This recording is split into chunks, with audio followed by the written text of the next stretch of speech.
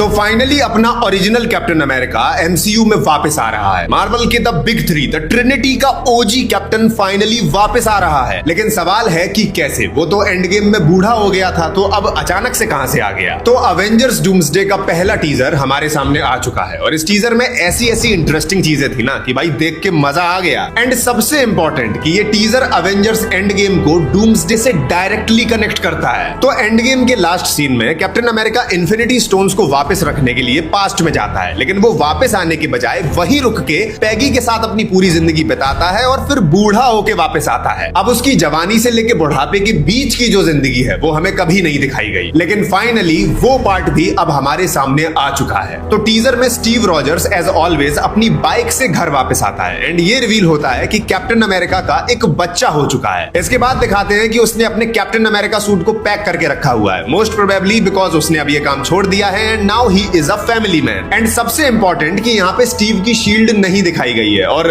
दिखाई भी कैसे जाएगी क्योंकि वो तो थैनोस ने तोड़ दी थी ना। एंड इसी के साथ स्क्रीन पे लिख के आता है कि Steve Rogers will return in Avengers doomsday, यानी कि मोस्ट प्रोबेबली यहाँ पे बात उसकी फैमिली पे आने वाली है, जिस वजह से उसे एक बार फिर से अपने उसी पुराने सोल्जर मोड में वापस आना पड़ेगा। बाकी इस बारे में तुम्हें क्या लगता है?